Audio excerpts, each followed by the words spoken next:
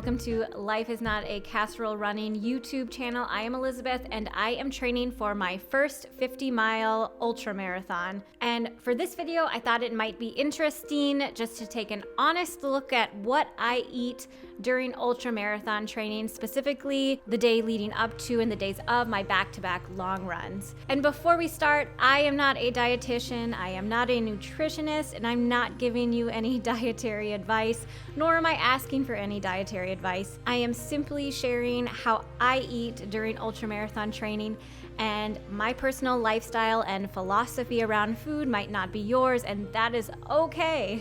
This video is going to be a log on what I ate starting with the day before my back-to-back long runs up until immediately after my back-to-back long runs. And also a caveat is I filmed this video during zucchini season, so it is a very zucchini heavy video. That's not necessarily a regular thing that I eat, but since a lot of races fall during the autumn, I suspect if I were to look back, I would find myself eating a lot of zucchini while training for whatever race I'm training for in the fall. This week I have a 20-mile long run followed by a 10-mile long run, and we'll start logging what I'm eating and drinking with breakfast the day before.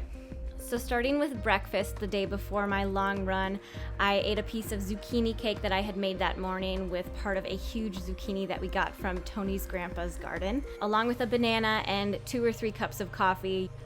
And then for lunch, more zucchini. I made a quinoa bowl with roasted zucchini and shrimp with turmeric, paprika, and cayenne. This is a pretty standard spice blend for me, and this formula is also pretty standard for me. I usually have some sort of whole grain like a white or a sweet potato or quinoa or rice, along with some sort of vegetable and then a protein like eggs or shrimp or garbanzo beans. And then usually I drizzle some olive oil over it. And then between meals, I had a noon electrolyte drink. I am currently drinking the sports kind with some caffeine and lots of water throughout the day. For a snack, I had some tortilla chips with cheese and avocado on top. And then I usually have a beer with happy hour with Tony around 5 or 6. I know a lot of people give up alcohol while they're training for things. I am not somebody who is willing to abstain the way some other people do. The only thing that I really don't drink a lot of during ultramarathon training is wine. I find that wine makes me really tired and sluggish the next morning, even if I'm only having a couple glasses. Beer doesn't seem to sit badly with me at all. So I really enjoy having a beer with Tony at the end of the day. For dinner the night before my 20-mile long run, we had pasta.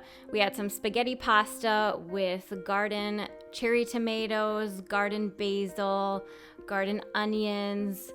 The only thing that wasn't from the garden was our garlic. And then I also added some Boca veggie crumbles. I'm Team Zach.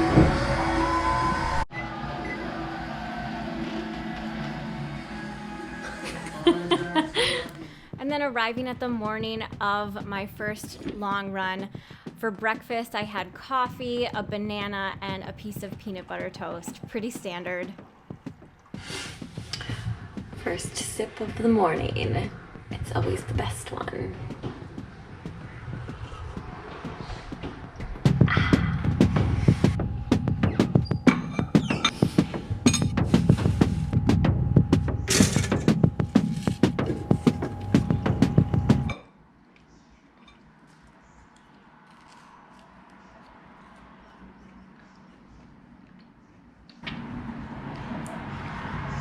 So what are your plans for today, Channy?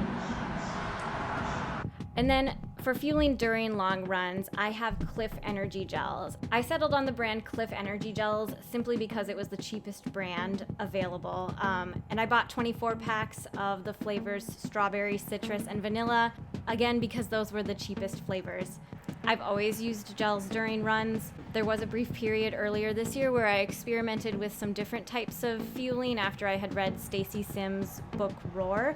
If you've read it, you know that she does not think very highly of energy gels. So I experimented with different things like sports chews, jelly beans, some real food. I brought dates and peanut butter with some salt. But in the end, I just prefer the ease and the efficiency of energy gels, so that's what I use. For the 20 miler, I ended up using 6 gels, and I had water with them. I usually have a gel roughly every 3 to 4 miles.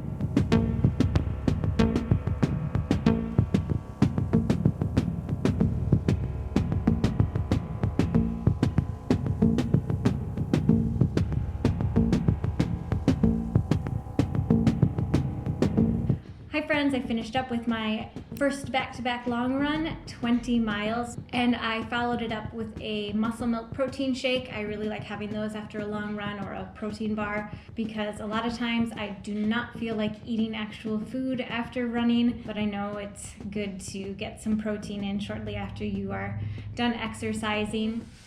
It's 3:15 and I'm finally prepping lunch. I'm just having leftovers of what I ate yesterday for lunch. So leftover quinoa, some shrimp, leftover garden zucchini, and then I'm throwing some frozen broccoli in it for some variation. So kind of boring, but it'll be tasty. And then between meals on the day of my first long run, I had another noon drink and water. And then later we went out to a brewery for trivia night with a couple of friends. I'm not willing to sacrifice my social life for my training. We went to Fair State Brewing and I had a couple of pints of beer there along with a pretzel. They have pretzels from the bakery next door, Aki's Bread House. So it was kind of a soft pretzel with really coarse salt, and there was a spicy mustard dip. It was really delicious. Then we get a good dunk.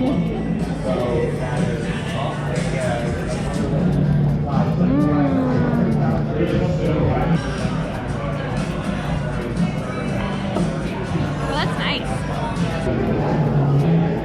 And along with that, I also had a slice of zucchini bread that one of our friends had brought along. I'm telling you, it's zucchini season. I wasn't lying. And then that evening after we got home, we had some chips and salsa as a snack while we prepared our very late dinner, which was salmon burgers on a bun, just the generic brand that you find at Target, and some roasted broccoli. And then the next morning for the day of the second long run, 10 miles that day, for breakfast, I had 2 to 3 cups of coffee, a piece of zucchini cake with a banana. Want some banana? The information is on the website. Yeah. Thank you so much. That was Just about 7. Kind of a big piece. Traffic has been. Mary went to a therapy. This video something earlier is pretty much a mess. Yeah, it's gonna slow. During the 10-mile run, I ended up having 2 Cliff gels along with a couple of mini Honey Stinger Stroop waffles. This week I wanted to start kind of introducing solid food in on my runs, so I'm sort of easing into it with the Honey Stinger waffles, just to get my digestive system used to that kind of thing. I'm at mile 9. I have 1 mile left of my 10-mile run today, and I'm just trying to decide what to eat when I get home, because I'm feeling like a little bit nauseous, and I don't really think anything sweet sounds very good. I think what I really want is just to nibble on some chips, but I know I need some sort of protein, so I'm just trying to decide what sounds good to me right now. All right, 1 mile left for my back-to-back runs. Let's finish this. After my second long run, I thought about what sounded good, and I settled on a few slices of pickles before having my regular muscle milk shake. It's vanilla cream flavored. And that's it, an honest look on what I ate during my back-to-back long runs. I hope you found this video interesting. If you're training for anything, I wish you the best of luck on your training. I hope it's going really well. Thank you so much for watching. If you enjoyed this video and you want to see more about my training for my first 50-mile ultramarathon, feel free to like and subscribe. And if not, no big deal either. So thank you everybody and take care. Bye.